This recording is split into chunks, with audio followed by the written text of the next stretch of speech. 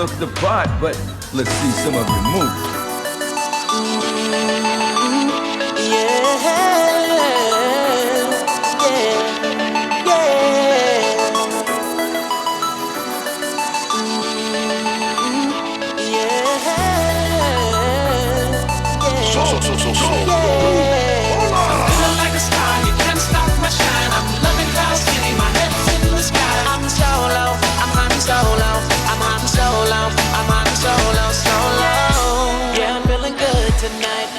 Feeling free and it feels so right. Oh, time to do the things I like. Gonna see a princess, everything's alright. Oh, no job but an answer to. Ain't a fixture in the palace zoo. No, and since the carbonite's off me, I'm living life now that I'm free. Yeah, time to get myself together. Now I got myself together. Now I made it through the weather. Better days are gonna get better. I'm so happy the carbonite is gone. I'm moving on. I'm so happy that it's over now. The pain is gone. I'm putting on my shades to cover up my eyes. I'm jumping in my ride. I'm heading. All right, look at me. Ken. How are you? Oh, there we go. You can hear me. Good. Okay. I was not sure what was going on. Oh, there's John in the green room. There he is. Hello. Howdy, Mike. Let's see if I can get. How did I have this before? Ah, there we go. I like that. I like that setup better. Well, look at that background Ken has. That's like the best background for this. Man. Not that I planned it or anything. Yeah, here I got it. There, I put the toy catalog. I put the toy catalog on our background here. So, all right. I guess we can start. I mean, it's 8. I just got home. Like we had a couple. It was like today was like the busiest, longest day ever. Let me switch my. I'm looking at the wrong screen. So there we go. Looks much better now. All right. I feel like the last 2 weeks have been busier and longer. Yeah. Oh, you just really? John just woke up. These kids nowadays. Yeah, I was dying after work today, so I had to take a nap. I can understand that. All right, here we go. I think I have the chats on. You make sure everything else is working. It says 4 chats. Okay, there we go. 4 chats. It says read only. Why do they say read? For some reason, my Facebook chats only say read only, which I don't understand. I don't know. I thought I had this cleared up. Yeah, these newfangled computers. I think by the time we get this all figured out, they'll have a different app to use. Yeah. Oh, yeah. So, I got Toga coming in. I don't know if you guys know Toga. I do. I've met him from a distance. We've never spent a lot of time hanging out. He's like the toy god when it comes to Star Wars toys. You know, so I figured I'd ask him and see if he wanted to jump in. But here, let me see if I can turn his camera's not on. Toga, your camera's not on. We have to see your Toga face. All right. Togally? I hear you, but I don't see you. Ah, there he is. Is it in now? Yeah, we see it. Yeah, there you go. Okay. So I have. Let me make sure I have everything set up. Today we are gonna. Well, I feel like I'm doing Ken's job because Ken's always the one that keeps everyone on track on his show, right? I do my darndest. You do a good job. You do it. You keep those guys. That's a rowdy group to keep to keep in line. All right, let me see. I got, according to this, okay, it's all right, and the chat is on. So Jason, okay, I don't, the chat's not coming up on our stream, but I did see that Mr. Stetler put some chat on, so it's working. If you're on YouTube, I think the YouTube chat will come on. So we'll introduce ourselves for our audience of, I don't know how many right now. But I'm Mike Hinton. I don't know. I don't really. Do we even have a name for what we call this yet? It hasn't been officially mentioned. No, I think maybe we should at some point come up with a name. Yeah. Okay. So we'll come up with a name one of these days. Yeah, Toga, you've just entered that kind of show, just so you're aware. Yeah. That's And so I'm Mike. I'm Zoe's dad. For years, I was just known as the guy who brought the Jawas.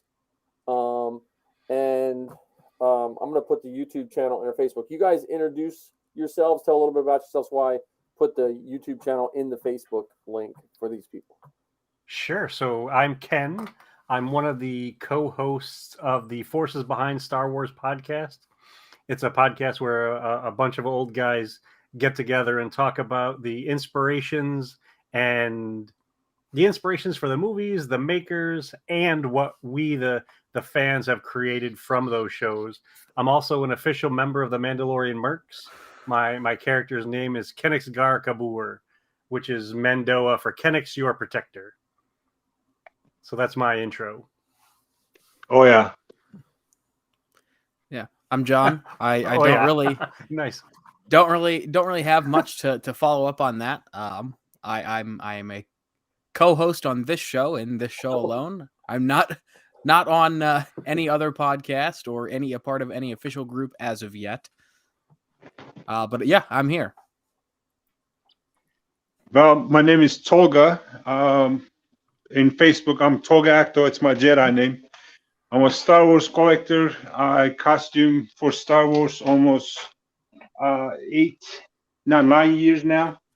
I'm also a collector. I recently opened TikTok and recently opened YouTube channel called Corellian Toys. I'm that guy. And Toga, you can put your YouTube channel in your name. I forget how you can edit it, but if you want to put any of your contact in your little name blurb right there, that little red circle, I think you can go in and change that. And to speak on these introductions, John does a very good Din Djarin, and he's working on a Stormtrooper. Ken's show, anyone that's interested in toys, Ken, your show is the first show that made me really give a crap about the old toys. Like when I hear those guys, because you interviewed a bunch of the guys who worked for Kenner and did a lot of that, and I never realized I cared that much about the old toys until I listened to your show.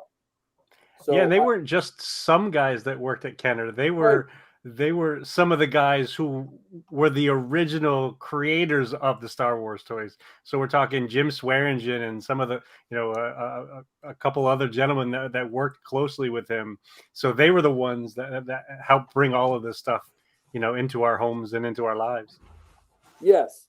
And so I highly recommend listening to that show. And I know John is working on it, possibly a podcast or something. I got ideas for him that I got to talk to him about later. And then Toga, if anyone gets to see videos of your house and your collection, they would be amazed. Also your Mandalorian costume with the wolf, that's a sight to behold too. Yeah. I try to put my address on chat. I'm wondering how can I do that? I'm on my phone, so it's kind of. Yeah. We'll have to get it. What you have to do is send me the information, and then we can post it up either later, or I can post it in the chat. Or if you go on the YouTube channel link I put, let me see if I can show it. Here's the YouTube channel link right here. If you post it in that, I know that'll come through on the stream. Okay. So we're just learning this. This is like week 4, maybe we've done this. Roughly speaking, yeah. Yeah. And it always goes really well until we start looking at inflatable Millennium Falcon. Which I did show to my wife, and she said, "Yeah, no, I'm not getting that for my birthday. As no matter how much I ask for it." Unfortunately. And just to be fair too, I do want to make sure to go back to one of the things I said a little bit ago about the guys we talked with. I want to make sure that the other two gentlemen that we interviewed get their props because they deserve it. One of them was Tim Effler. and the other one was Tom Osborne. I want to make sure that they get the credit that's due to them for helping to design some of the incredible things that all of us have on our shelves or have had in our toy boxes or whatever over the past many years. Yeah, and that again, I can't understate how much people should listen to your show with the toy, with everything, with the toy part, that passion that came across on your show. So, but today we're going to talk about toys. So I know Ken's going to keep us on track, but I was trying to think back. You sent those videos to us, and with the commercials, and I realized I don't think I'd seen most of those commercials in color, because we had a black and white television when I was a kid. So, I mean, I know that makes me sound older than dirt, but we had a black and white TV, and I realized I had not seen those commercials in color. That's pretty funny, actually. So, and before we show any of those video clips, I am curious. I'd love to hear from all of you, like, what your connection, fascination, interest is in the Star Wars toys. Like, what is it about them that you get so excited about to either have them still or remember playing with them? What is it about them that you feel sharing with the world? Well, I'll start, but we also should remember our old toys are way different than probably John's old toys. I wouldn't go that far. I still played with the Kenner toys. Okay, good. Okay. Well, I tell you what, Ken. So for me, when Star Wars hit, I was in that transition. I was 9, and I grew up with hand-me-down GI Joes and stuff like that. Like, my neighbors give my grandparents all these toys, and I just played with the big GI Joes. The really big ones with the fuzzy hair and stuff. But I got them where they were like missing an arm, or like they didn't have the right pants. It was all like a mismatch. And when Star Wars came out, I made that transition. It was like I got the Star Wars figures I could. And does anyone remember Micronauts? Goodness, yeah. I got Micronauts too, because they were just so cheap. They were cheap toys, and you couldn't get all the Star Wars toys. So that's and then I literally I had the original 12. I was thinking about this when you showed those videos. So my total collection of I had the original 12 plus an extra Jawa, an extra Death Star Commander, whatever they called them, and an extra C-3PO. And then I had Yoda from The Empire Strikes Back. And I think I had both Hans, big head and little head Han. The Sand Speeder and the TIE Fighter. I never had any other of the older toys when I was a kid. That just, I got the first wave, and once they went over $2 a figure, my grandmother wouldn't get them for me anymore. Which is just amazing to think about, especially when you look at the not counting third-party sellers, even in the stores today. Like the other day, I saw a Black Series 6-inch figure for $32. Yeah. So that's my and my initial was I just sat and played with them at my grandmother's kitchen table, because I didn't have any siblings with me at the time, and that was my initial playing with the figures. So sorry for going first, but I get How about you, John? And then we'll go to Toga. Well, I mean, so when I first got into Star Wars, I was at my grandparents' house, and I watched The Empire Strikes Back just on a whim. And then, I told my grandma, I'm like, hey, I saw this movie. I thought it was really cool. And she's like, oh, you're in for a treat. Your dad loved this movie. Pulls out a box of his original toys. So I had the 12-inch Darth Vader and Chewbacca, the Gentle Giant Kenner toys. Yeah. And then I had his Jawa and his Stormtrooper.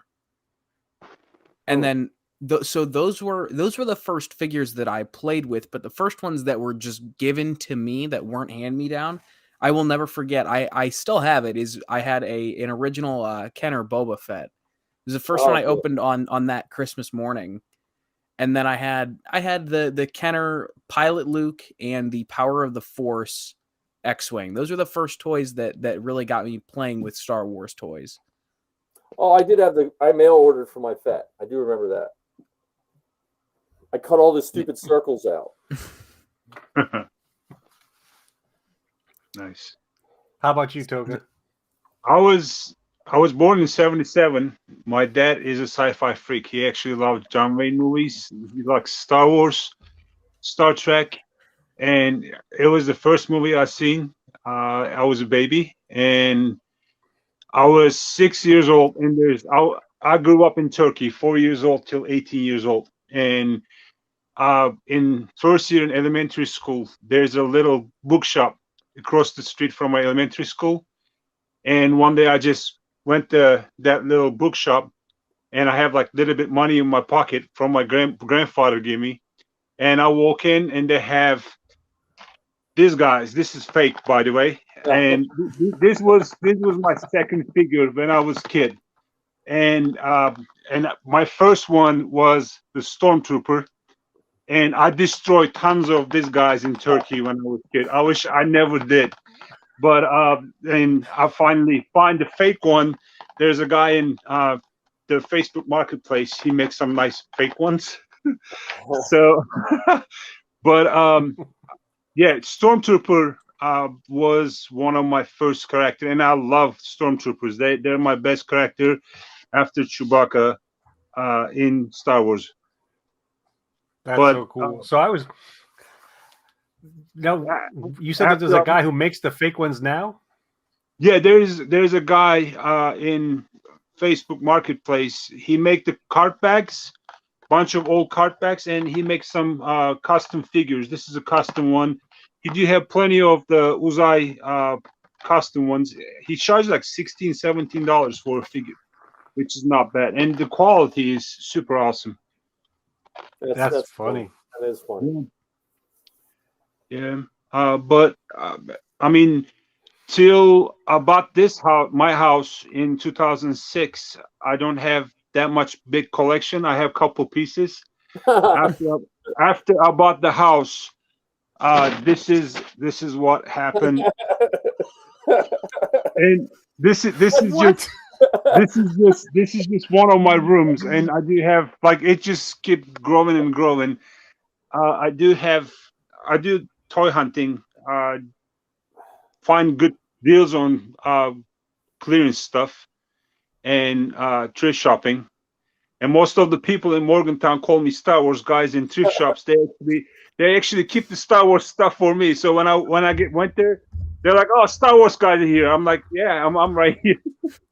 So yeah, just today I find a bunch of good stuff, but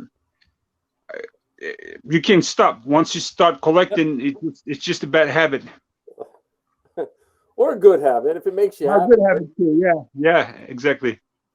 We definitely have to shop with Toga. That's impressive. Oh, when he shows his hauls on Facebook, I can't believe it. Like it's what? It's ridiculous. When you show the stuff you find, when you show, when you post up, it's crazy how cool that stuff is. Yeah, I went to store today. I'll find some nice cards. They're in the car right now. But I mean, thrift shopping, you can find awesome stuff, and you never know what you can find. Like I find some cards from '77 today in my local shop, and they're nice, and it's nice to find good old vintage stuff. Yeah. All right, so Ken, you gotta give us your intro, and then before we move to everyone else, Jake did ask a question. We'll get to that once. Ken, you give us your intro to figs. Yeah. So I was born in '75, so I don't remember seeing the first movie. However, I do remember getting some of the Return of the Jedi toys and some of the Empire Strikes Back toys. And I didn't have any ships when I was a kid. I had the AT-ST, the chicken walker, the one where you push the button on the back and its legs moved. Right. I had the Dagobah playset. I remember getting that. Yeah, that's a cool one. And an Obi-Wan Kenobi and a Darth Vader that had the lightsaber in their arms. Yep. So, when I was growing up, I spent some time with my dad and sometimes with my mom. And so when I was with my mom, it was all the GI Joe toys and the mask toys. When I was with my dad, it was the Star Wars toys. So we made sure that the properties kept separated. I didn't bring my Star Wars toys to my mom's house. I didn't bring my GI Joe toys to my dad's house. But I do remember like being out in the yard, and because at that time my siblings were all younger than me, and most of them are girls. So I would be making up stories and stuff in the yard with sticks and twigs and rocks and all sorts of stuff, because I didn't have a lot of the toys, but I'd do all sorts of different stuff in the yard just to stay busy and to be away from the rest of my siblings. Try this.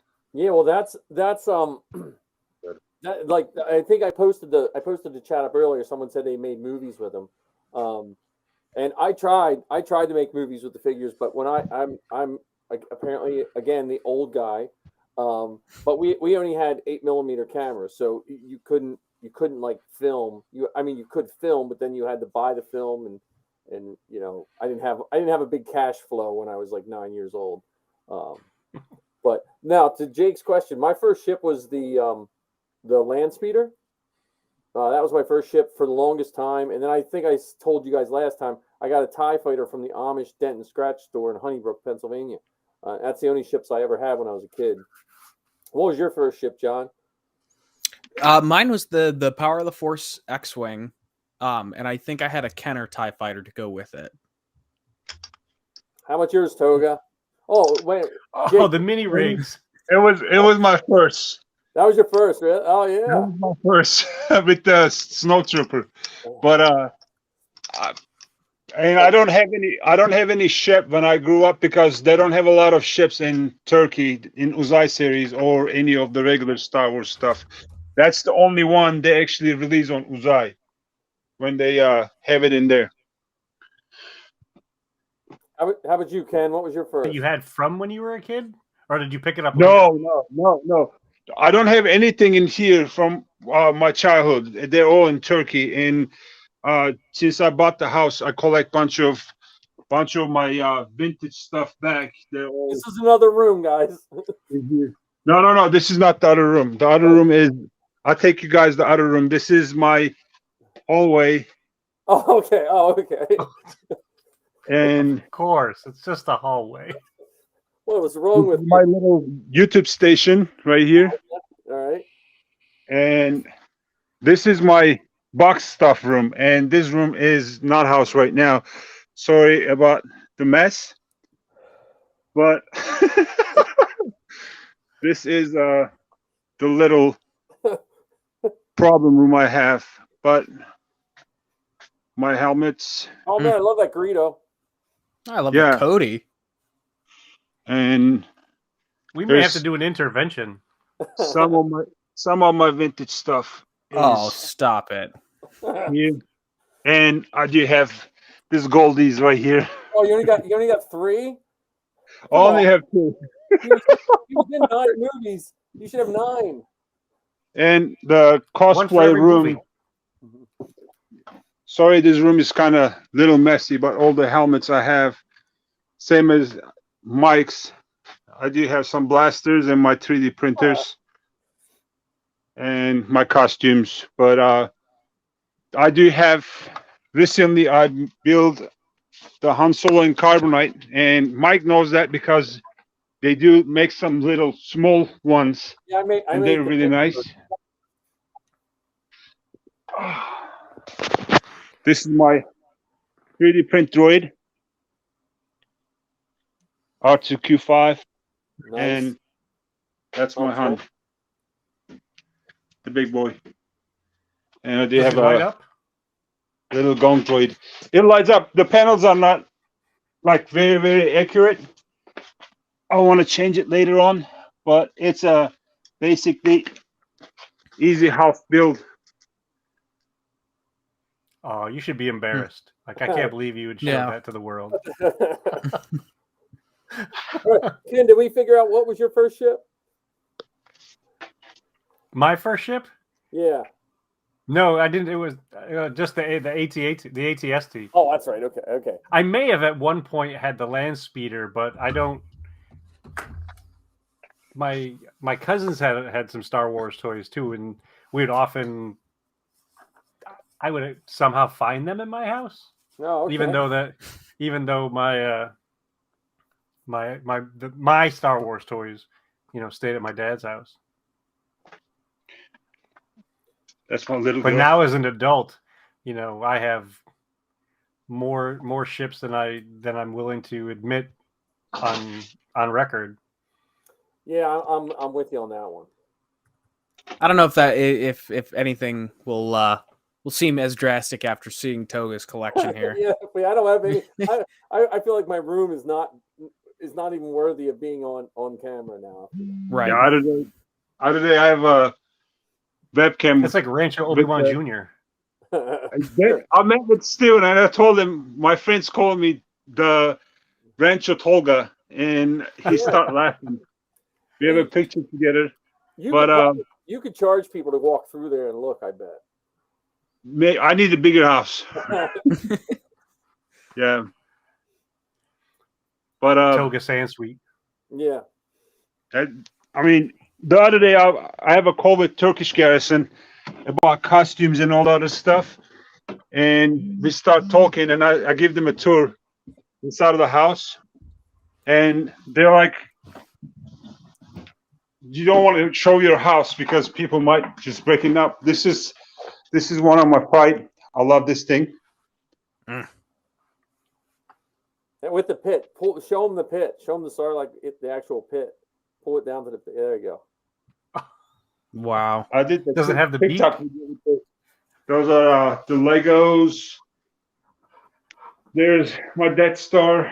Dude. Oh, there's a dog. Mine is right here. And that's my autograph room. And oh, you got the big Yoda too. That's the other guy. Mike, you never see my collection, right? You never in my house. No, Yeah, that's my dog bargain. Those are my 12-inch figures. And there's more 12. These are just came in yesterday. The Black Series. I got the new Boba Fett Beef Fortuna. And got a couple of them from GameStop, the pre-orders in. But yeah, and every room just gets. Remember, he had 2 rooms. This is the last room, I swear. And these are my Black Series and my couple pops and my Razor Crest. And there's a Star Destroyer here. And that's about it. That's my collection. That is an awesome. I'm just going to take my headphones off, gently back out of frame, and close. Yeah.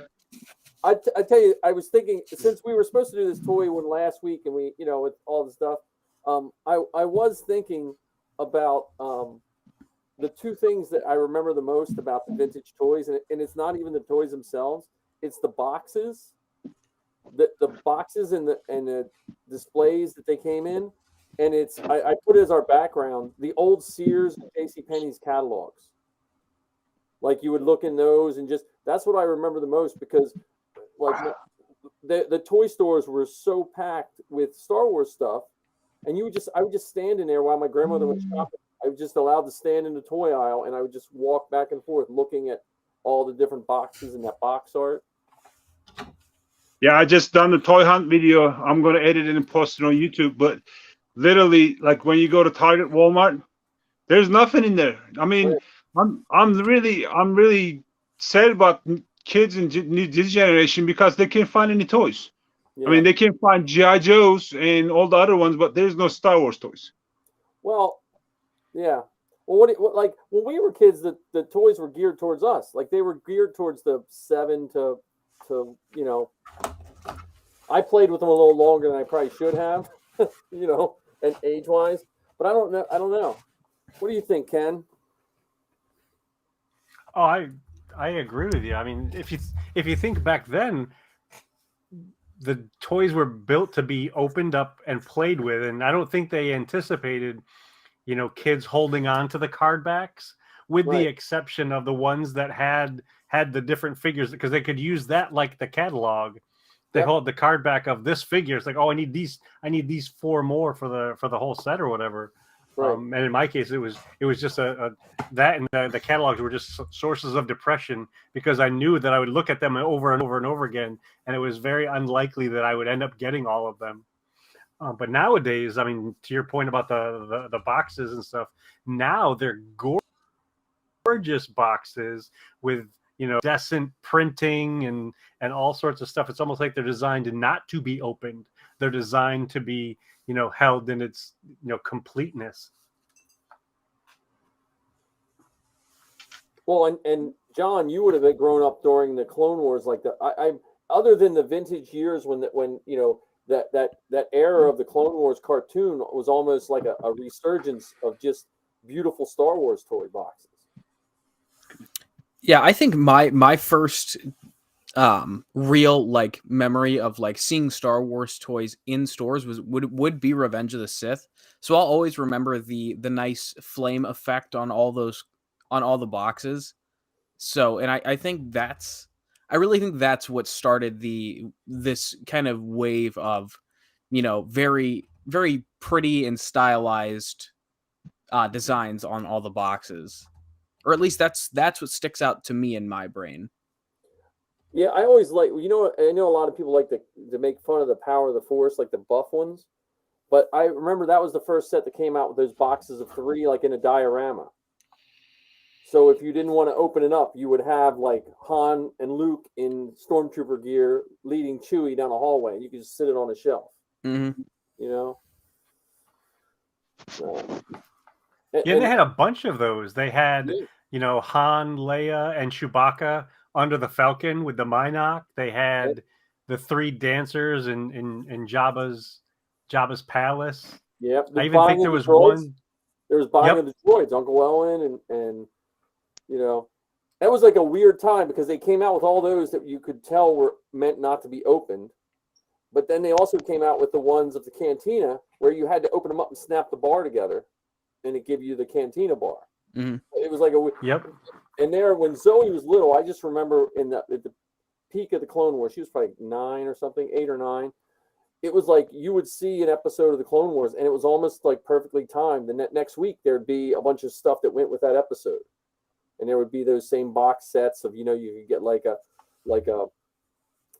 the droid, the yellow droid, Goldie, that betrayed him and stuff. And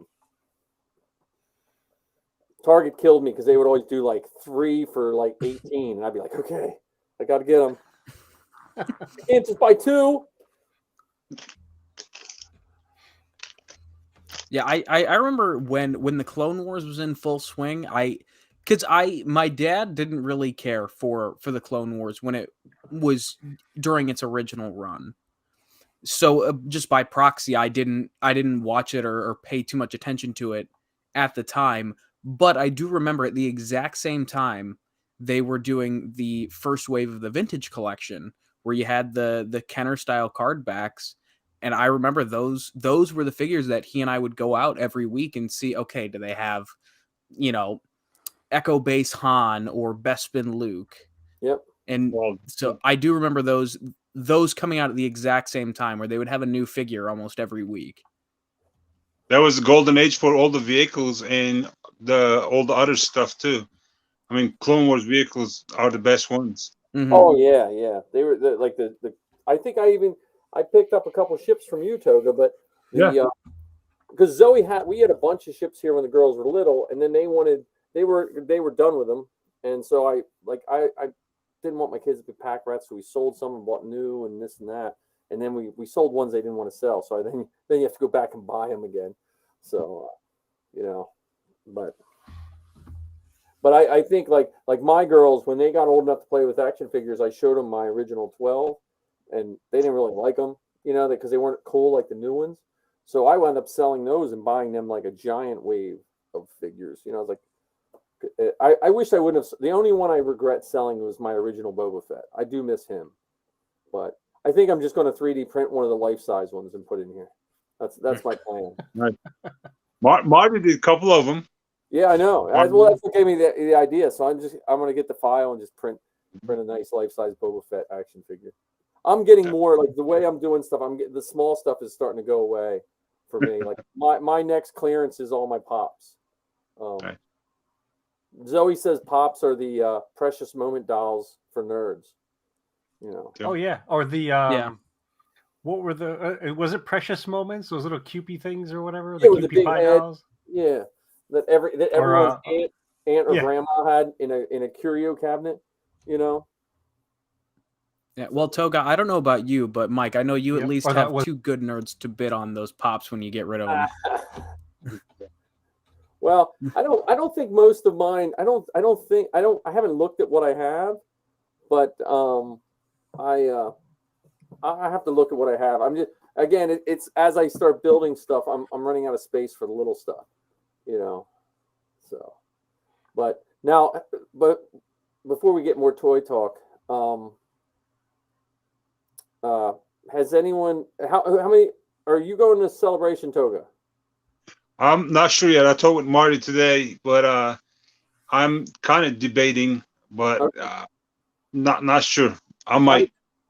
How about you, Ken? No, we had to do a hard no on that this year. Heather's godson is getting married at Disney, and so we're arranging a trip down there for his wedding, and we're gonna stay longer to celebrate our anniversary down there. So this year we're not gonna do Celebration. John, you going? You're not going to Celebration.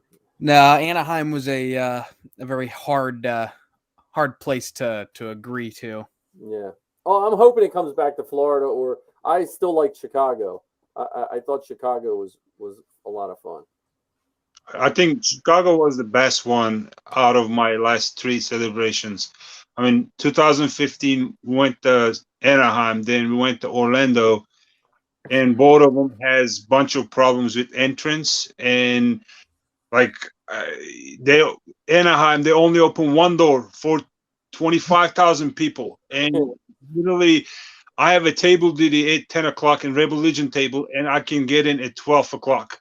Yeah. And it was bad. And Anaheim is very expensive than Orlando and Chicago for sure. Yeah. Well, I like Chicago just because it made everyone just have to hang out there. Like it was kind of like the Steel City of Celebration. Like I liked Orlando, but man, Orlando, everything is like 3 times as far from everything. Yeah. Like I looked on the map, we're like, oh, we'll just park here. It was like a 45-minute walk every day, you know.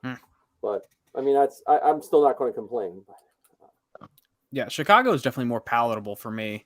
Yeah, it was fun. Just driving, it just saved me so much money, you know, because I don't go by myself, so I take my family. So travel expenses is 4 times what everyone has to pay, you know. Yeah. But as for the toys, so I the ones John mentioned it when you said the really big ones that they remade to, what were they called? Gentle Giants. Gentle Giant. Yeah, I always liked those. I never had money when those things first came out. Like when I forget which one they started with. But I always thought those were kind of cool. The original big ones, there was no way I was getting any of the big Star Wars figures. You're talking about the life size ones, right, Mike? No, but they made those. They made. They were like 2 foot tall. I've seen the statues, which are really cool. Yeah. They released an R2D2 now, life size. It's supposed to come out sometime soon. Yeah, they had him. He was at Celebration Chicago. They had him at their stand. Oh, okay. I just seen the commercial. Yeah. Not. That's out of my price range. Yeah. I'll 3D print a droid. Yeah. So let's see what. Oh, we want to watch a commercial, right? So I pulled up Ken. I pulled this one up. Now we don't have to watch them all, but it's like a mashup of 40 minutes of all the commercials. So we're not going to watch 40 minutes. That would be a super boring show. Let me see if I can. I don't know. You'd be surprised because some of them they just roll into each other. They're wonderful. Yeah, let me see if I. Whoops, hang on. I was doing this so well last time, and then here we go. Share my screen. Nice. There it is. If it wants to play, is the sound coming through? Go out. Where's my sound? Got the sound turned off. They're the Star Wars Early Bird set of figures. These action figures are not yet available, but this Star Wars Early Bird certificate package is in stores with this colorful Star Wars picture display stand and certificate. That was not happening at my house. My grandparents did not go for the buying of a box of nothing. The Star Wars Early Bird certificate package, new from Canada. I love that idea. So as an adult, looking back on it from a historic perspective, it's so cool and funny how that was successful. Yep. With R2D2 and C3PO, there's even Chewbacca and Han Solo. That's Little Head Han. Who's there? Yeah. Princess Leia and Luke Skywalker. Now The kid already lost her gun. with us. Darth Vader, R2D2, C3PO, and other Kenner Star Wars action figures sold separately. From Kenner's These are the ones I would never have been able to get. large-sized Darth Vader with his lightsaber. Princess Leia, champion of the Rebel cause, with her defender Luke Skywalker. You can swing him into action on his grappling hook. And load Chewbacca's laser crossbow. Star Wars large-size action figures, up to 15 inches tall and ready for action. Nice. Large-size. Wait, pause it for a second. So they've got Luke Skywalker doing his gymnast routine, like going into a full, like Jean-Claude Van Damme split. Yeah, I didn't know what that. I'm gonna let the commercial play while we talk. Let me get back to our turn our source off. Yeah, I don't know what action he was. That was what he was ready for, but that was a little insane, I think. I mean, if you go back in history to when that early bird special came out, unfortunately, people today think Star Wars has always been a huge success, but way back then it was a gamble. I mean, George Lucas and the whole team went to all of these different toy manufacturers trying to get them to build these toys for the movie, and nobody wanted to do it. It wasn't until that small company Kenner decided to go with it. And Jim Swearingen, the guy that we were able to talk with a few months ago, he was involved in that work. And when he read the script, he told his boss that they had to make these toys. And unfortunately, because of the timing of it all, they just did not have the time to prototype and get those toys made to be on store shelves for Christmas of '77. That's why they had to do that whole early bird thing, and the toys didn't come out until later. Well, and that's why I was starting with Micronauts, because I had gotten some Micronauts, and then we just walked into. We had Jamesway. I don't know if they have Jamesway around where you guys were at, but it's like a poor man's Kmart, and we walked in Jamesway, and I remember seeing. I went home with 2 Jawas, Chewbacca, and a Stormtrooper. That's what I went home with. So yeah, again, I plug Ken's show again. That's the show you want to check out, because with all of that, just hearing that, you never know you're interested in the toys that way until I listen to you guys talk about just the creation of the toys and all that stuff. So, that was episode 19 of our show. Yeah, but you talked about but even your two of your hosts, didn't they? But you always bring in the toy part to a certain point, right? Because your show was conceived in a toy aisle, right? In Target, at least in my recollection of your history. Yes, that is how the story happened. So, this may come as a surprise to you guys, but when I'm not talking about Star Wars, I'm looking for Star Wars stuff.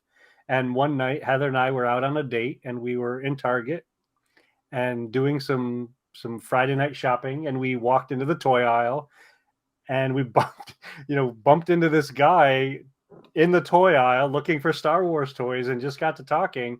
And then all of a sudden, I noticed that he had a Celebration bracelet on, and I showed him my Celebration bracelet. And next thing you know, Anthony and I are pals, and we're coming up with the story for our podcast. So Star Wars brings people together, and toy hunting brings people together. Definitely. Well, one of my things when I wanted was a kid, I wanted the Droid Factory. I think it was like an exclusive through Sears or something like that, And I finally got one during pandemic. I bought one, but that was one of those things I hunted for. And besides that, my other favorite one was the collector case that had that nice artwork on it. You know, The plastic one? Yeah, not the folding one, but more like the vinyl plastic. It was like a vinyl plastic, and I think they made one for each of the movies, and it had a specific type of artwork on it. They also have the fake ones too. Yeah. Oh yeah. Space Wars or something like that. Space Worlds or something. Yeah. There were so many spin-offs and knockoffs of Star Wars toys. And for me, what's also really, really interesting about the toys, a lot of folks don't put this together, but the toys early on helped fund the rest of the movies. Yep. You know, so when they had Star Wars, you know, George had ideas for more movies, but didn't necessarily have the funding for them. So he thought by merchandising these things and selling posters and T-shirts and toys, he might be able to earn up enough money so he could make the movies that he wanted to make. And so the movies were made much on the success of the sales of the toys. You know, millions and millions and millions of action figures around the world helped fund Empire Strikes Back and Return of the Jedi. Yeah. Well, so that was like Kickstarter before Kickstarter was a thing. Yeah. Go ahead, John. Yeah, and to that point, I recently saw an interview with George Lucas about the merchandising, and him retaining the merchandising rights is how he was able to secure the net profit from The Empire Strikes Back. Yeah. He gave 20th Century Fox the distribution rights, but what happened was it was for Star Wars A New Hope, it was 50-50 for the net profits, because 20th Century Fox is like, well, we're funding this movie, you know, we get half, you get half. So then obviously Lucas retains the merchandising rights, and then he uses that to fund The Empire Strikes Back. And when he walked into 20th Century Fox and was negotiating for The Empire Strikes Back, they're like, well, why do you get 100% of the net profits? And it's like, well, your argument was, well, we're paying for it, so we get half. Well, I've since secured that base. I'm also making the movie, so you've lost out on your half of the net profit. Yeah, well, and so yeah, he was a rebel before. Yeah, well, and I also think the toys did a bigger thing than just giving him money. And we talked about this a little bit last time. They were some of the first commercials that didn't make you recreate the movies. Like if you watch the commercials, they don't say, "Look, here's Han going," you know, this. They have new adventures, and it got. I think that's what got burnt into, and maybe it's why some people get mad when the movies or shows don't go how they want or the books don't go how they want, is because we were told to make our own stories of everything that was in between. With those toys. You know, because I had plenty of toys when I was growing up, but those Star Wars toys are really, you know, they're etched in. Like if you watch G.I. Joe, you had a G.I. Joe commercial that showed you how to, you know, who was good and who was bad and stuff like that. But those Star Wars commercials, they didn't really have anything to do other than the actual pieces had anything to do with that. So, and someone says, I love the commercials. We grabbed them off of YouTube, but yeah, somebody had to have recorded them or something. That's how we got them on. There's tons of good copies out there, and then there's a Netflix show. The Toys That Made Us. They have a lot of good clips, but I know like even Steve Sansweet, I think he has some of the commercials saved. Like and at Celebration, really? he has the room set up. You know, if you're in California, if you can ever go visit Rancho Obi-Wan. I know it's like a donation and stuff, but he does good work with just the stuff he saves. There was an old book in the 90s, and I had it, I don't know where it got to, called Tomart's Guide to Star Wars. And it was a catalog of pretty much all the old Star Wars stuff up to like 1992. And, you know, but yeah, I mean, the only toy I disliked as a kid, the Star Wars toy, was I refused to play with Lando Calrissian. I was so mad at the end of Empire that he betrayed Han. Like, my brain did not I'm a pretty forgiving adult, but as a kid, I refused to play with him when people brought him over. I hated Lando. Is that why he's a shelf warmer now? Huh? Is that why he's a shelf warmer now? Yeah. He's on every shelf. No, but I like Lando now. But I mean, at the time, like it was like he took Han's car, he took his clothes, and he took his dog. You know, and just, you know. And according to Family Guy, he took his cologne too. Yeah. So now, you know, like the new, you know, but when I was a kid, I just, oh man, I would not play with Lando. One of the other things that's also cool about the toys is they made toys not just of the main story characters. You know, all those Cantina aliens and the star, the Death Star officer and all that kind of stuff. Well, you know, and unfortunately for me as a person who got toys, you know, as an adult, I figured that they would make, especially in today's environment or recent environment, that they would only make the important characters. So I went out when The Force Awakens was in theaters. I went out and got Constable Zubio because I thought that character must be something. And then I don't even know if Constable Zubio ever made it on the screen. Only like a couple of seconds. That'll be a re-release, like maybe 20 years from now. It'll be the special edition. They'll put in Constable Zubio. Yeah, that was what was weird with because I remember I had Hammerhead. I liked like when I was a kid, my go-to figures were the ones that would stand up. I hate because like C-3PO, I loved him, but once you played with him a while, he wouldn't stand to save your life. You know, but the Hammerhead guy always stood up. But like, and it's weird because he had the big feet. Yeah, it's weird the figures they picked though. Like if you look at the first 12, I want to know what footage they showed the toy makers to decide which figures to make. You know, because I think it was Cantina. I really think it was mostly the Cantina that they showed. Yeah, because I'm thinking, like I don't know. There was no Tarkin. There was no Tarkin at all, who had almost as much screen time, more screen time than most of the Cantina characters combined. You know, so yeah, and kind of to that point, as an adult, this guy. Nice. Wow. Oh yeah.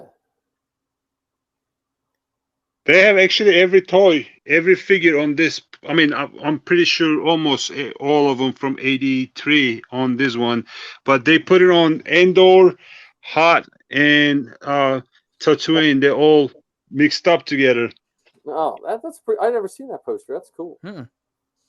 Yeah, I luckily there's this girl selling a bunch of stuff, little close to my house, and she's selling her father's stuff from his childhood. And I find the original poster, little bit folded, but it's the original movie poster from Return of the Jedi. Oh. That and bunch of cards, like the figure cards and everything. And you guys not gonna believe, I got the Sandcrawler, original Sandcrawler, still working. Original R2D2 and bunch of figures. I'll pay $45, guys. Shut up. You're not allowed to tell those stories, Toga. We gotta mute. Stop. Yeah. It was a steal. I just left. Like, I get the stuff from her, get in my car, start driving. I seriously screamed like a kid inside of my car. I'm like, yes.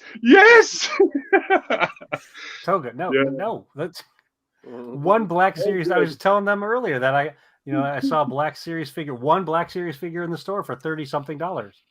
So you're telling me you got these vintage things, this Smaug's horde of vintage figures for $45? Let me open. I thought we were going to be friends, but I'm not sure if we could really be Let's write friends. We that could be address down. associates. Let me get this box real quick. Show you some. All these actually come with that. Those are all in his collection. Ghostbusters original card backs. Those, there is a Jaws poster. Those are all the real ones. Oh, nice. Those are like promo cards, right? Yeah. They're real ones too. There's a bunch of Ghostbusters, Star Wars ones, Oh, and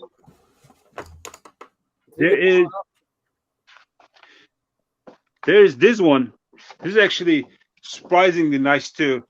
Original Jaws 3D poster. It was in his collection. Hopefully I'm not boring you guys. I'm showing stuff, but no, you're just making us jealous. That's all. Oh, there you go. That's the hard stuff to find. That's an Y-wing. Nice. There was in that collection. There's a bunch of Burger King posters and Burger King card backs. These guys, I don't know. You guys remember those? Those are actually from Burger King too, far as I know. Oh, small card backs for the standees.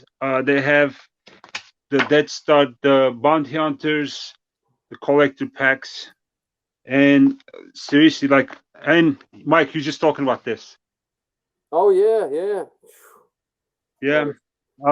But it was a steal. I mean, this year I can't find anything. It's people hardly selling any Star Wars right now.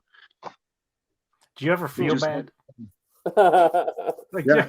Do you ever feel like you've committed some sort of moral crime by giving somebody $45 for a gold bar? It's better than ending up in Goodwill and getting destroyed, though. I mean, some of the toys. So you're doing her a service. Yeah. I mean, I feel seriously bad when I see vintage stuff in Goodwill and they get just destroyed. I mean, it's good thing kids playing with those toys, but as a collector, like when I see anything vintage getting break or destroyed, dude, I want to cry. Well, how about remember that guy that was melting all his figures because he was mad about The Force Awakens? He was melting them into a giant. Oh, I've seen that. Tons of vintage. Like he got like 2,000 of them in aquarium, and he just put in some kind of resin or something, right? Yeah. Sad. Hey, Marty's on. I'm sending Marty a link. I didn't know if he was done working, so I'm sending Marty a link. Let me see if it works. See if whoops, that's the wrong link. Don't go there. I will say that I'm so glad that YouTube exists and allows us to get in the Wayback Time Machine to watch these commercials from the 70s. Yeah, definitely. There, Marty, I sent you a link. We'll lose one person, but we'll lose one spectator. We of our two. It doesn't tell me how many people are on Facebook or anything like that, but yeah, Lego. Let's see, Lego Star Wars Skywalker Saga. Oh yeah, let's see. And someone said Kevin said their favorite was a Gamorrean Guard. Yeah, again, I was out of the action figure there, and then I got back into them when Power of the Force came out. Was when I kind of got back into like noticing figures. They started coming out again in was that the late 90s, I think, when Power of the Force came back out.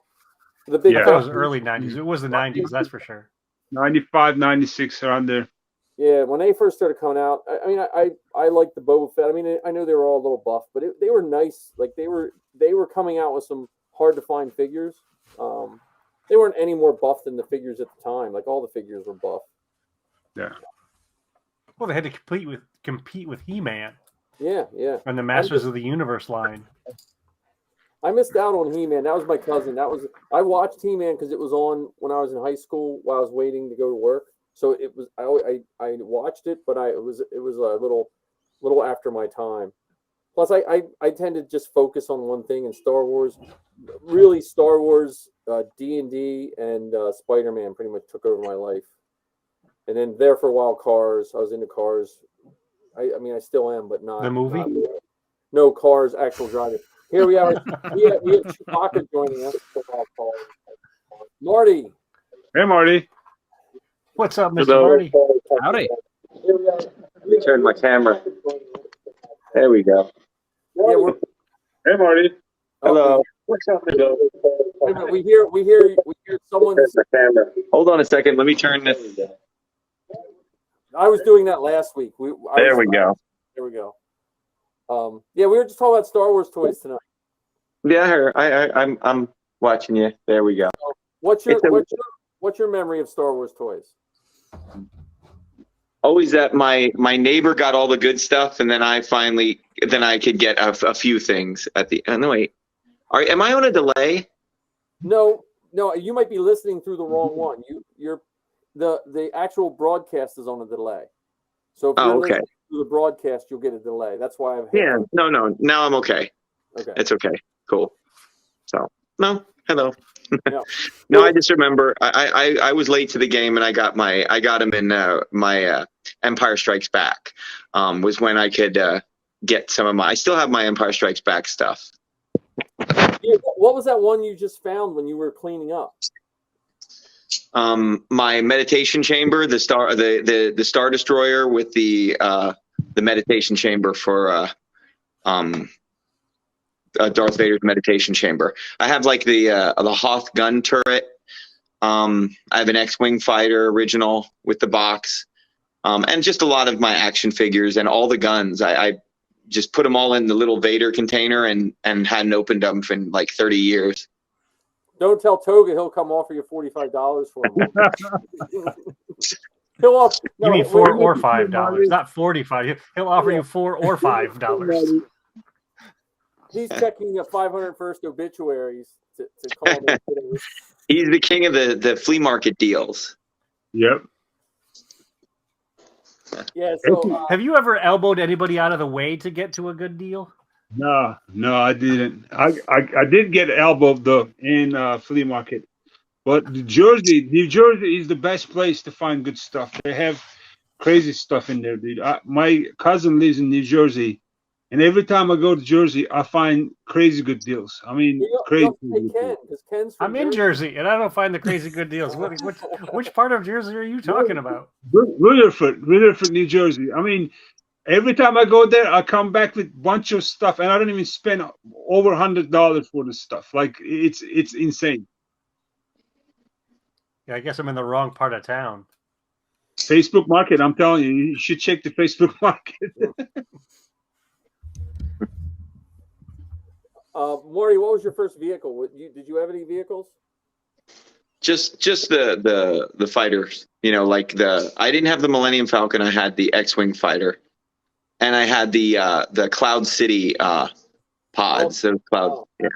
Oh, the dual seat. Yeah. Yep. Well, the tank, or what are they? The troop transports? Yeah. That they use on Rebels and they used on the Mandalorian.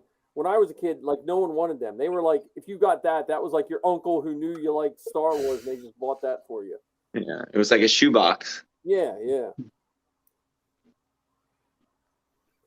The new one they released is pretty nice, very detailed, and it is a nice piece. What? Oh yeah. I have the tank from Rogue One. I think I got it at Ollie's for like $10 or something like that. Yeah. But yeah, I don't. I'm not much into the toys as much. I'm trying to weed it out and get bigger stuff. Marty, I think Toga needs a C-3PO R2 lamp for his house. Yeah, there you go. I do. We're taking pre-orders on that one, maybe. Yeah. If I can fix my printer, I want to print the Dejeric chess table. Hopefully, I can do that. I have that done. You have done it. It looks beautiful. I mean, I seen a couple people print it, and they print all the aliens in like a clear PLA or clear plastic. It looks beautiful. Well, you can print these little cards with QR codes on them.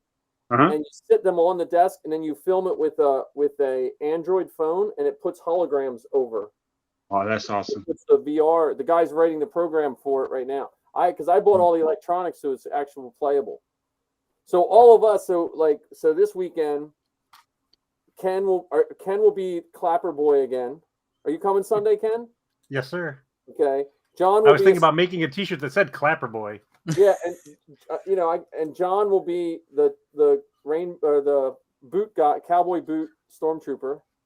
And I got boots. I got boots this time. Yeah, that's right. And Marty and I will be sand troopers. And is he shooting any Chewbacca this weekend? Yeah. Outside? Okay. Yeah. He needs to redo a bunch of scenes because of continuity and stuff like that. So yeah, it's going to be another long day. That's why I hope that he just has a good, amount of scene preparation, I should say, so we can get everything in. But it's definitely going to be warmer. It's going to be like 60 degrees, I think. Yeah. So it'll be pretty. It'll be a fun day. Yeah, it will be. Just everybody pack a lunch and stuff to drink. Yep. And Toga, if you want to come as an officer, let us know. I don't have any officer costume. I have Thai reserve. Thai reserve. To the average person, that's an officer. Okay. They don't. It's a guy in a black suit with a weird hat with a little button on the front. You can make the drive, Toga. How long is that? From West Virginia to Central PA is it's not too far, I don't think. Where are they filming it? It's near. It's about Bainbridge. Bainbridge. It's a half hour west of Lancaster. So right on the Susquehanna River. I think it would probably take Toga 2.5 hours, maybe 3 hours at the most, because it takes me 4 hours to get to Toga, and it takes me about an hour to get to Bainbridge, to where we're going. So yeah. Is it between Carlisle and Lancaster? Yeah, it's between Carlisle and Lancaster. Yeah. I got you. John, how long are you driving to get there? 7 hours.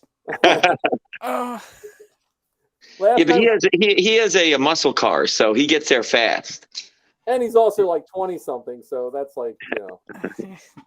And it's still not fun coming off a very long I don't day care of work. how old you are. 7 hours is still 7 hours.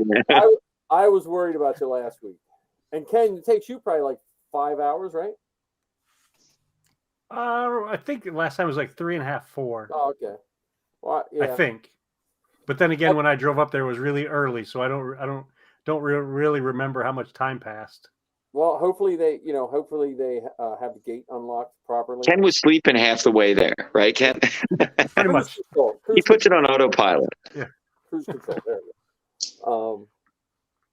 we go. So this was a good toy show. Now, we should we talk about the inflatable Millennium Falcon again?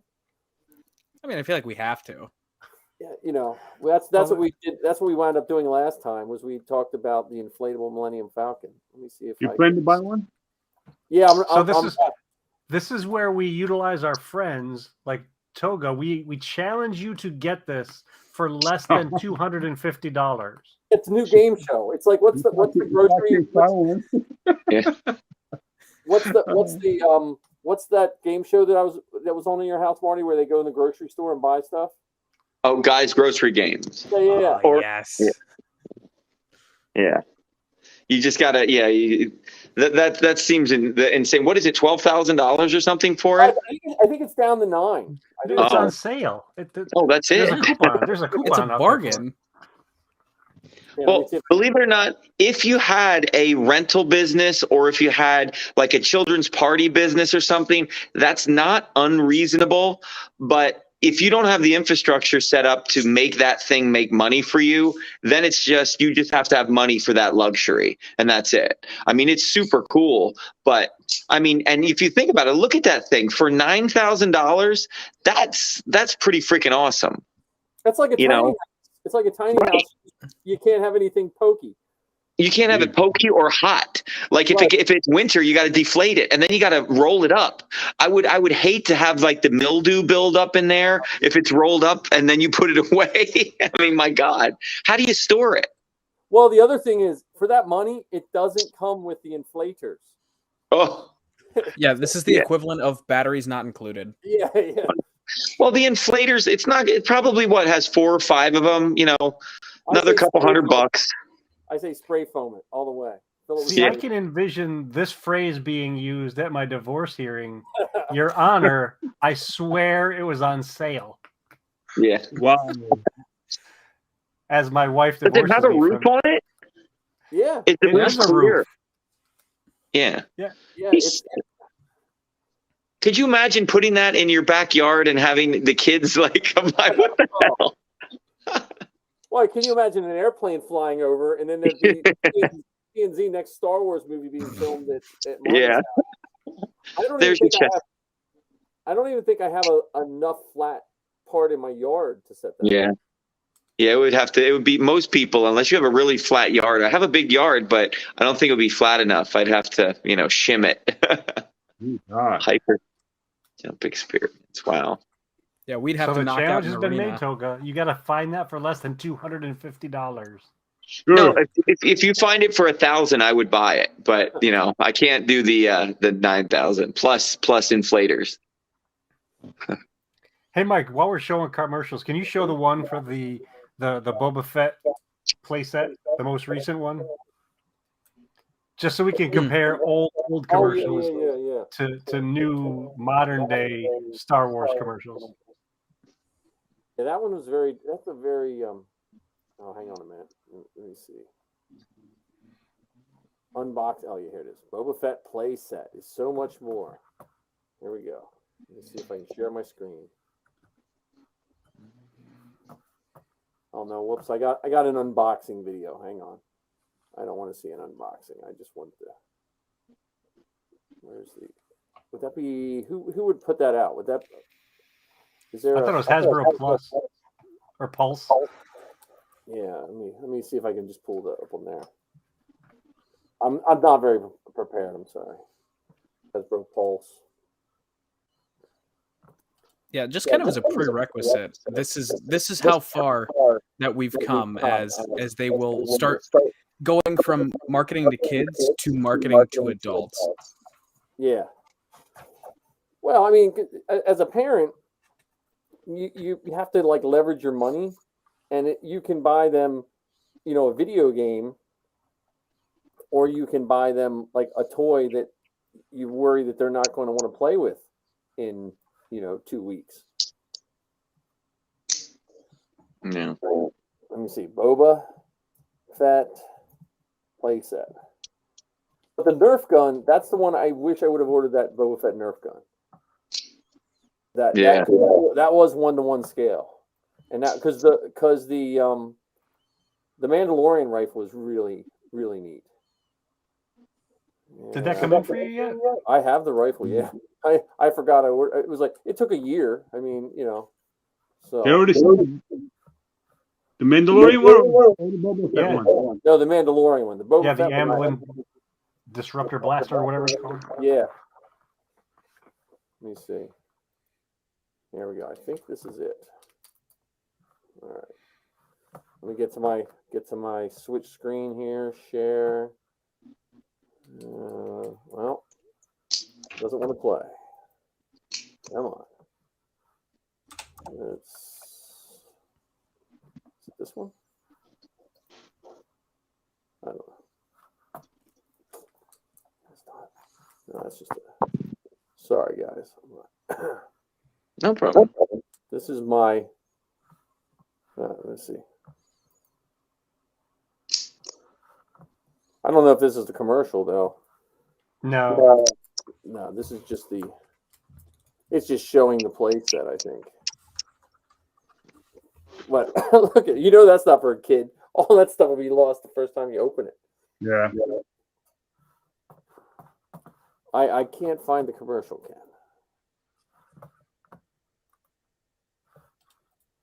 Is it in the message that I sent I you? was looking. I couldn't find. I was looking for the message, but the link wasn't there. Was that in Facebook? Okay. Was that in Facebook? I thought you sent it to me. But let me see. Go back through. Here. Well, let me turn this off. We don't need to look at all that nonsense. There we go. The joy of. I just remember how much technology has changed. When Zoe first started podcasting, it was a nightmare just to record stuff. Yeah. Oh, here, John. Did you send? What did you send? Where'd you send it? Yep, that was in Facebook. Oh, Yeah, it is the. Oh, where did it go now? what's the date on it? Yeah, it's if you click on that, it's the fourth slide is the actual commercial for it. Oh, wait a minute. You sent. Okay, there we go. Hang on. There we go. Fourth slide. I hear something. Whoops. Hang on. I got like 18 windows open here.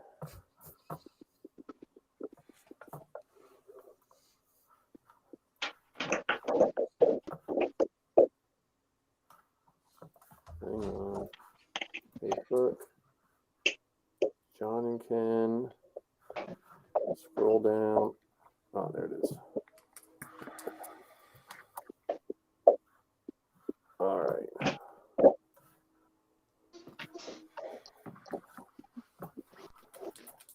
Man, I got the slides. Is it one, two? There's like 22 slides, but there's no video. There's no video. Is it? Yeah, the fourth one should be the commercial. 1, 2, 1, 2. Oh, I see it. Okay, let me see if I can get this to work now. Okay, hang on. Technical difficulties. It's this one that starts with this screen, right? Mm-hmm. All right, let's see. Does it give me a full screen option? There we go. Maybe not.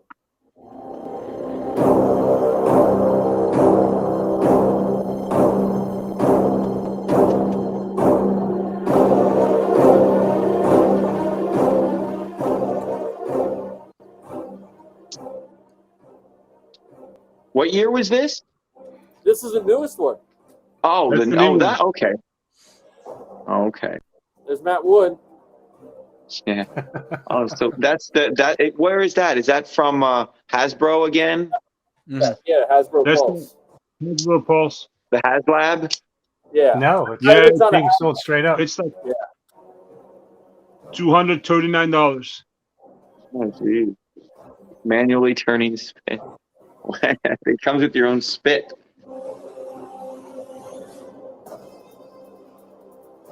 Okay, it might be worth it just for that guy. But can you roast a porg? It says manually. Doesn't that just mean you have to push it yourself? Yeah.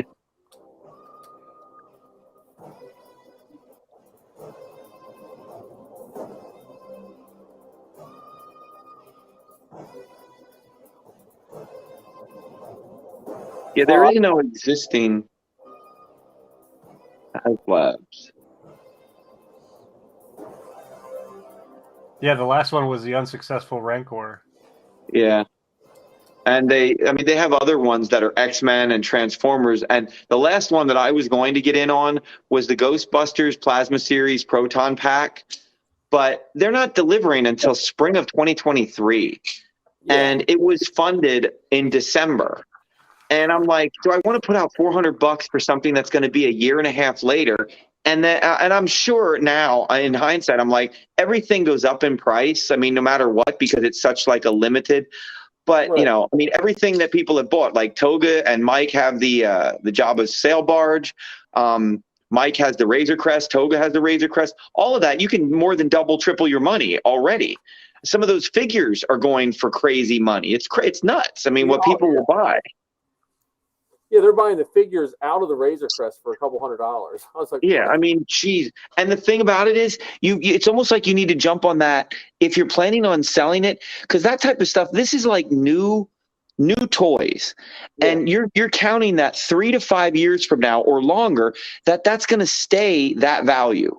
You know, the original Star Wars stuff, I think, holds its value because it's original. It's original from when nobody knew that it was going to be worth anything. Right. But like right now, I have from 2001, I have every single Star Wars Unleashed series figure. Every one of them. I have doubles of everything in its original pack in cases. I have some of them signed by the actors and everything. I have so many of them, and I'd be hard pressed to think that they're worth money. And I mean, they're almost 20. They're 20 years old, and they're in great condition. They're never opened or anything. But I don't think that they're worth like crazy amounts of money. And they're 20 years old, and they're beautiful. But you just got to be careful. Like right now, those action figures are going for hot money now.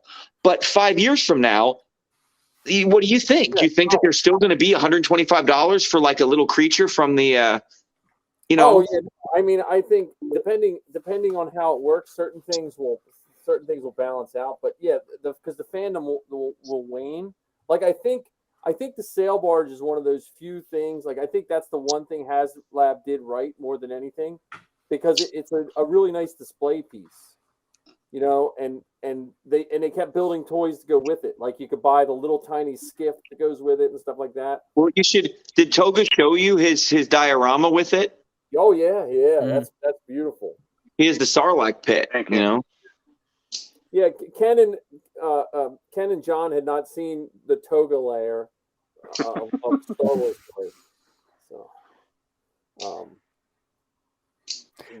So look at that commercial that we just watched for that playset, and compare that to the commercials that came out in '77. What do you notice about them? No kids. There's no kids. Yeah. Because they're marketing to the adults. I wish the movies would be marketed towards us.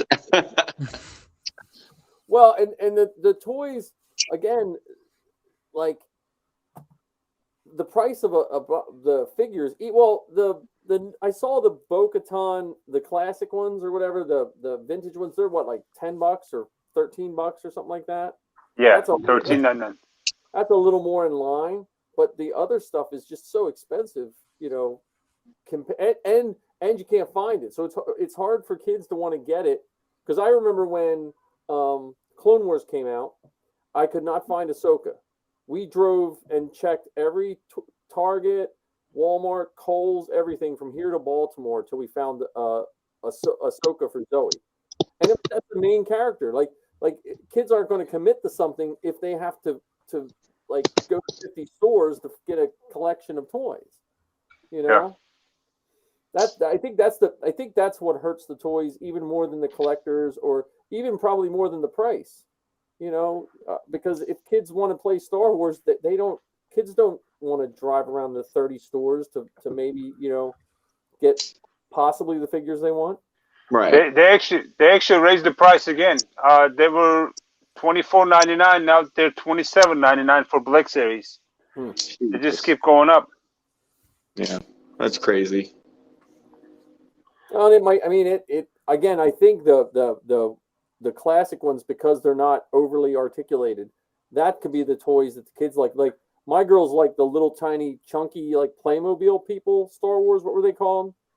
Adventure. I don't know. But they were like little tiny Star Wars figures. Where they just moved at the main joints. Mm-hmm. Yeah, because they could play with them. Because even the Clone Wars, as much as the girls loved playing with those Clone Wars, we were going and buying like another clone because a hand broke off because they just tried to put a gun in it and all the fingers snapped off, you know. So, but I don't know. So we could all have an action figure for us, because I have a stormtrooper. I can make myself a stormtrooper, and you could make your Mandalorian. John is going to be a stormtrooper, but he also has Din Djarin. Marty has Chewie. What do you have? Boba Fett. Do you have Vader? Sand Trooper. Tusken Raider. Oh yeah, Tusken Raider. Biker Scout? No, I used to, but not no more. And Toga, you have you have a whole bunch. What's the Wookiee?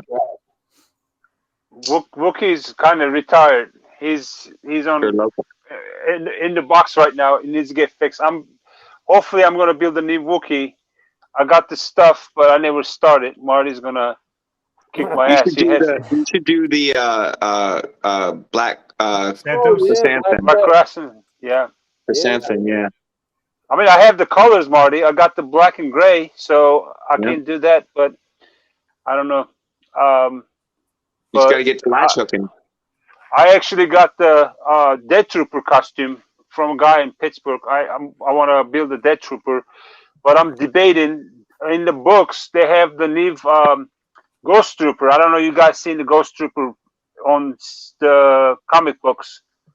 It's basically instead of black Death Trooper, they have the white and black, just like a Stormtrooper looking Death Trooper called Ghost Trooper, and they look super awesome. They don't have the serial yet, but when you put it on Google, the Sideshow has their the figure, and I don't think they have it on anything else besides the comic book and the Sideshow figure. But they look really, really nice. That one's not in your collection yet? I figured you could just pull it off the shelf and show us. I didn't print one. I might just paint one of them to Ghost Trooper though. Yeah, I'll paint one of the Black Widow figure to Mary Jade for friend. I'll build one for myself, but mine is not that good. This is my custom Mary Jade. That's a 6-inch. It was a Black Widow from Marvel, and his is better because he has the original Mace Windu lightsaber and original belts. But it's kind of nice, fun project. I might do one of the Death Troopers, the Ghost Trooper. Let me see if I have. See if I have a picture of him. The Ghost Trooper. Yeah, I'm looking. They look really, really nice. Let me see if I like it when people cosplay as the Lego Star Wars characters. Oh, there you go. With the big claw hands and. There you go. So it's just a Death Trooper painted white. Yep. No. Yep. There's some other pieces to it that they're not all exactly the same as a regular Death Trooper. Oh yeah, the painting is different. Yeah. Well, the Death Troopers. I mean, the Death Troopers have those bigger. Don't they have like belts and stuff here in the middle? Well, that's a different version of a Death Trooper. That's like a Special Ops Death Trooper. Yeah. All right. I don't know. I got to focus on the stuff I haven't got done yet. Yeah. Sand Trooper. Sand Trooper. Yeah. You got the Sand Trooper done. You just got to get the backpack. Yeah. 3D print it or something, you know. Yeah. Heather wants to know if she can come up for the Tusken Raider build. Yes, of course. Yeah, I got to get on that too. I got to get the Tusken Raider built thing going. I'm printing eye rings with every scrap of filament I have. I'm just running my printer, like just all those extra pieces of like 3 feet of filament. I'm just shoving them in my flash forwards and printing eye rings.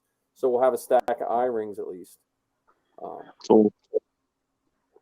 But yeah, I gotta pull the numbers because I gotta find out how many. There's a lot of people that just want to come and don't want to build a Sand Trooper for themselves. So we're just gonna put them to work and help everyone else get theirs built. Yeah, no, that's fine. The more the better. Get some people to sew. You know.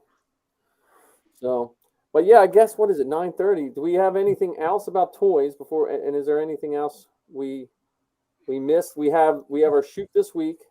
John, didn't you want to show the one Boba Fett commercial? Oh yeah. No, the Rancor commercial. The Rancor commercial. That's right. What's that on HasLab too? No, that I'm talking about the Kenner Rancor commercial. Okay, yeah. Okay. The original one. Yeah. Okay, I'm getting it. Kenner. Yeah, arguably one of the best commercials they had, in my personal opinion. Let's see here. And if I could make a request for that Tusken build, is if we have that loop of commercials just playing in the background. Oh yeah. Nonstop. All those toy commercials. 45 minutes, play it again. 45 minutes, play it again. All right. It's weird that the commercial that came on for the Rancor. Let's see if this. Tell me if this is the right one. I just grabbed one.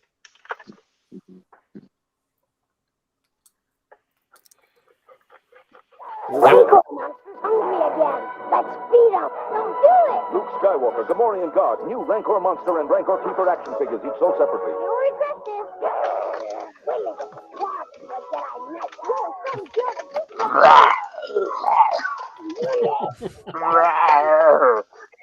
Never get out of line, Gamorrean Guard. New Rancor Monster, Action figures each sold separately from Kenner. You know what's funny about that is nothing on that commercial we wouldn't have done ourselves, and nobody would do that today. Like you go out back, you dig a hole, you get some twigs and some sticks, and you make the jail. So you make the pen, the jail cell, and you play. And now just they don't do that today. They just don't. I do. It's well, not you, Toga. I mean kids. Toga man-child. It's perfect though. Look. I'm feeding him. Look. Woo! You know what? We could bring him on Sunday, and we'll film him like they filmed IG-11 for The Mandalorian, where they just put a toy in front of the camera. We can. But I'm looking. The only other commercial that came up was the Prune Face commercial for Prune Face. Remember Prune Face, that action figure? That is my holy grail, is to find one carded. A Prune Face? Really? Yes. That is my favorite Return of the Jedi figure. Really? I don't know if I can be friends with you. Mike's like, who the hell are you? What are you talking about? Look, I like the obscure. What can I say? I know. My favorite obscure was was when they did the re-release. They made that giant insect at the bar. Mm. What was that? That. Here we go. Here, let's see. Here, let me get a Prune Face commercial going here.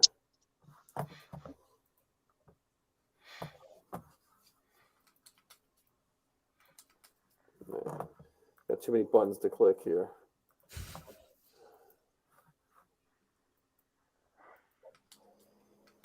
Okay. Come on, Prune Face.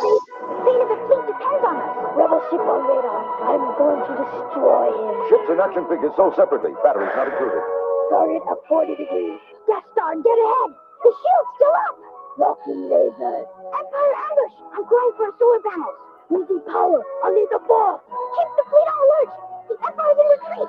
Millennium Falcon and new TIE Interceptor each sold separately, only from Kenner's Star Wars Return of the Jedi collection. Why was Darth Vader driving this Interceptor? Come on. That's nice. Why was Prune Face flying the Falcon? I know. It was Han after he was out in the vacuum of space. He forgot to put on his head.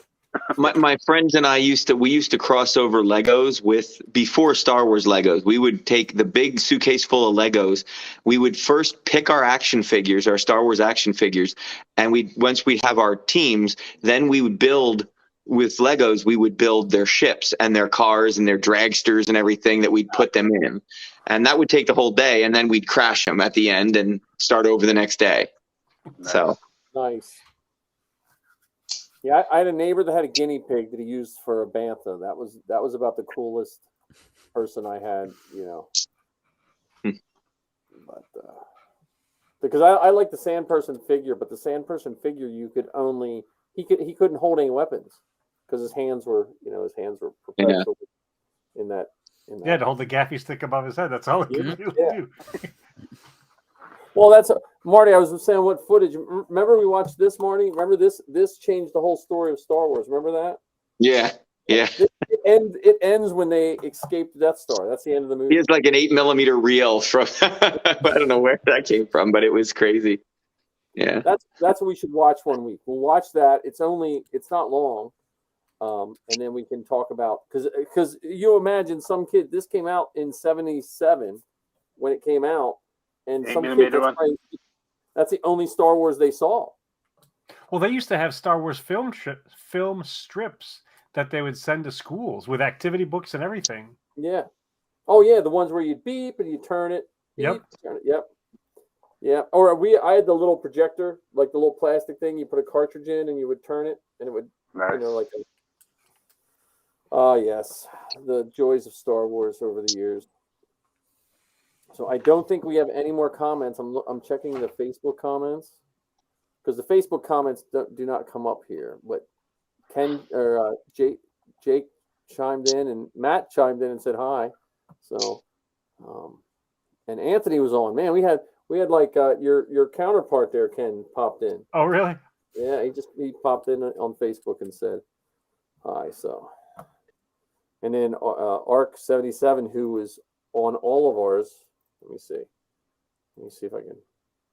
There we go. He forgot it was Wednesday, so we kind of forgot it was Wednesday too. So, but did we hit everything on the toys, Ken? Other than the beautiful background you have back there.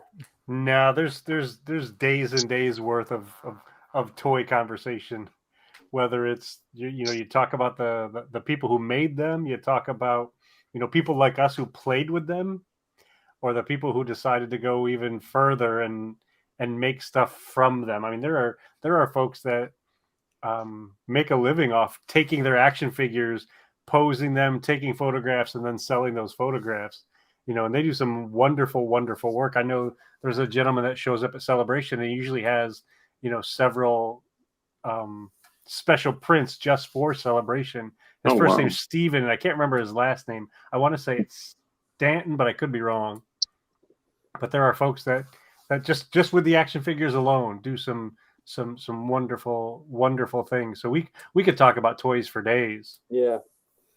Well, and plug your show again too, your podcast, because so our show is called The Forces Behind Star Wars, and our 19th episode, which we recorded a few months ago, we were lucky enough to talk with a couple of the original makers of the Star Wars toys, including Jim Swearingen, who actually took old play school toys and modeled them up for the prototypes of the original toys that became the things that we all played with.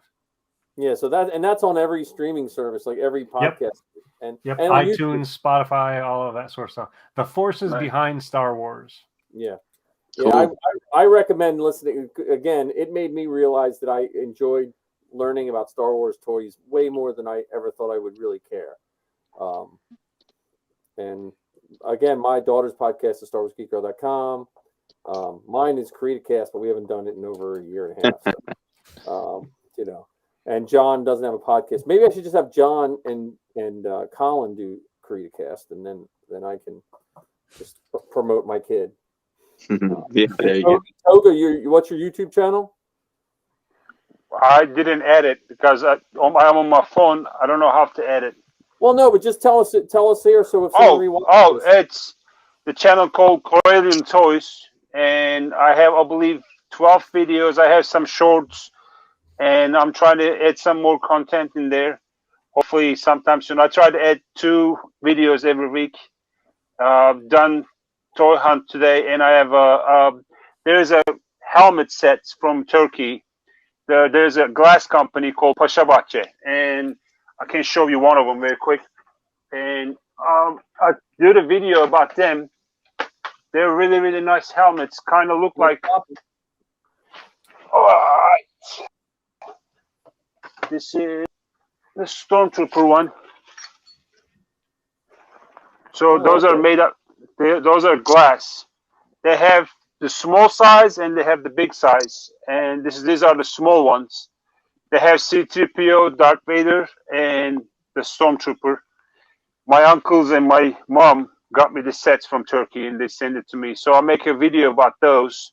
I'm going to post it. I did it shorts, but I'm still going to want to post a video so people know about the glass company, because they do lots of different glass stuff. They have lots of Star Wars glasses, Star Wars dinnerwares. They release those. They sell a bunch of them in Turkey, but I don't think they sell anything to the States. They're under Disney. They called Icon, Star Wars Icon helmet series. And they were about, I believe, the glass ones around maybe $80 for the small ones, and about, like, I believe $120 for the big size ones. But if you guys just look up for Star Wars Icon glass helmets. They show up. Okay. So I'll put those in there. I'll do toy hunt videos. We're probably going to do some, like, vlogs and talk about movies and do reviews. And I'll try to show part of my collection, probably just video some of the figures I have and post those. and if I can get tech savvy and learn this stuff, I might just do some online videos too. Well, you could do reenactments of when you take people's stuff for $45. Yeah, that can be good too. All's fair. All's fair. Hey, if he can get it, more power to him. You know, Oh, I know. people got to know what they have Yeah. or what they don't have. Marty and I ran into. How about that woman that I bought these masks from? Remember that debacle? I think I sent you that list too. Remember Toga? That Yeah. woman that all those Yeah. lists? I got You the got- Greedo you got some. and I got the Greedo and Commander Cody from her.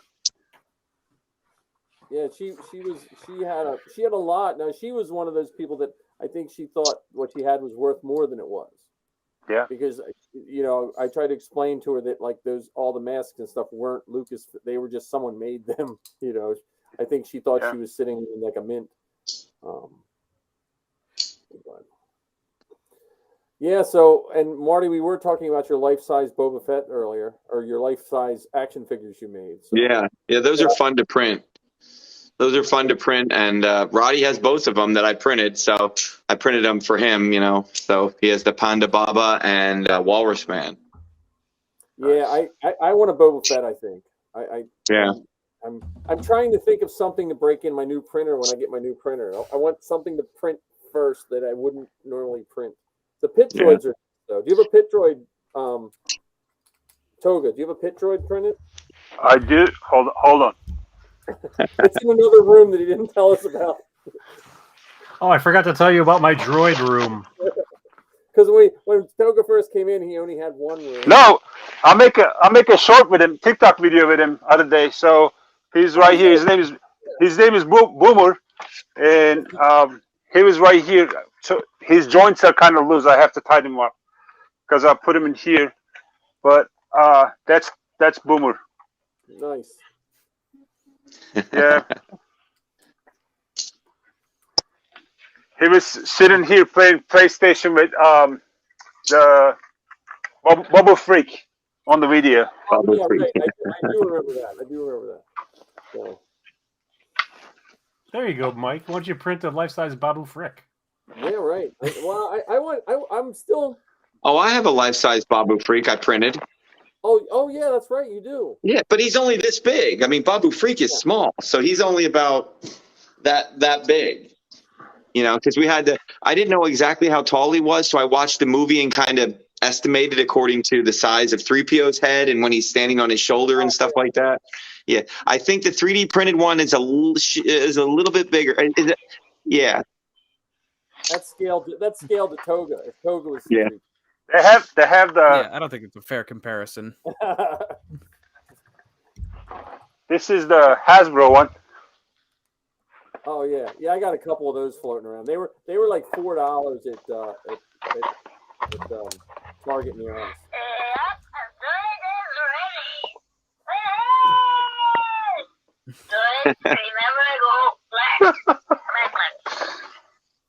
That's our new host. Nice. Put him on another phone. We'll put him in a window too.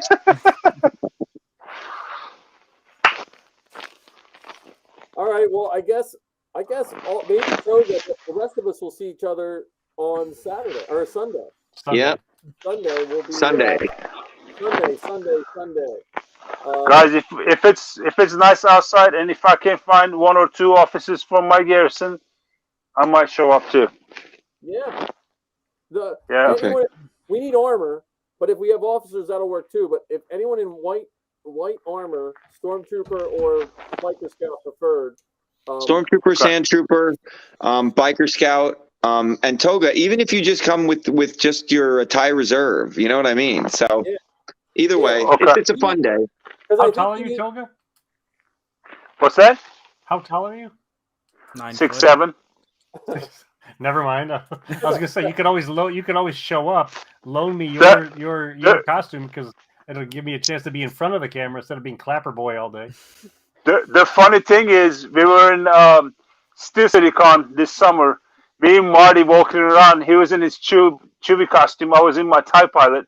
Somebody asked me if I'm wearing stilts. I'm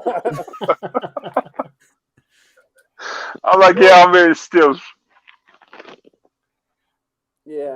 No, but yeah, I mean, I think Matt wants a menacing officer, doesn't he, Marty? Like he wants kind of like a, Yeah. like a, you know, I don't know if Sappy was menacing enough leading the troops. We just need, at this point, we just need people. You know, it's nice to just shoot. We just got to keep Matt on track to shoot a lot of footage and get everything he needs, plus some. And then the editing can, you know, take over afterwards. But got to make sure we get all the scenes, you know, and then some. It should be a fun day. It will be. So. Come east, Toga. Come east, northeast. Okay. Yeah, Just saying. I put a map. I put a map in the movie group, so you could look on the map and, you know, let us know. Send us messages. So, but anything else we need to go? We're actually getting done early for a change. I mean, is my clock right? I think so. It's 9:45. Normally we go 3.5 hours, right, John? I know. We I think we're a little more focused this time, and everything is working better than normal. Because this all started with me just testing this for Zoe's podcast. So, but I like this whatever it's called, Restream software. So, because, you know, we can do so much more with it. Again, we can put like that. I can make you guys all tiny, or I can. Ah, there we go. Switch them. Nice. And then I can do this way too if we want to be along the bottom. I don't know what this one is. Oh, that looks Ken, by the way, I need that background as a poster in my house. that background is really nice. Yeah, Ken. I can't do all the cool stuff Mike can do. This is about the extent of my creativity. That's nice. Well, I'm learning, so I can put graphics on with us too, like this.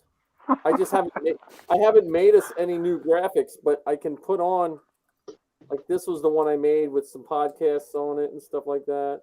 That's nice. You know? And then it comes with the built-in stuff, but then I put a timer on, and then I can put just other than that picture background.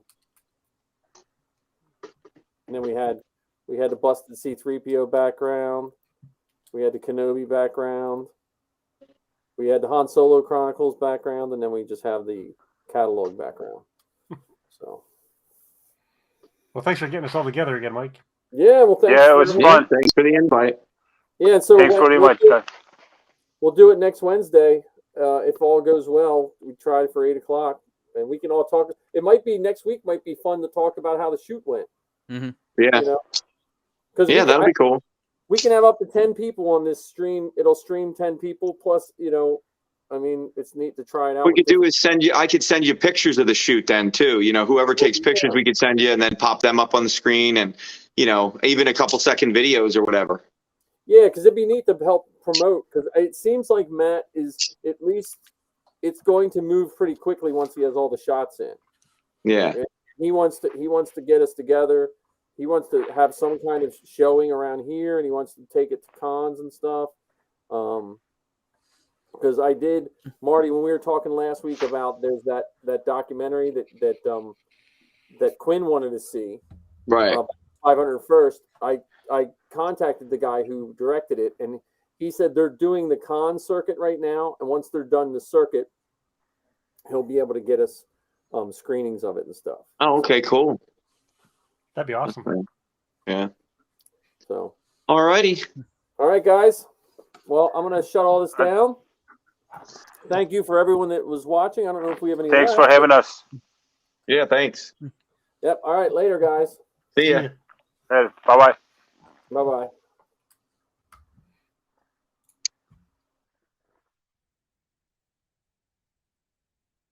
Now I made it through the weather. Better days are gonna get better. I'm so happy the current night is gone. I'm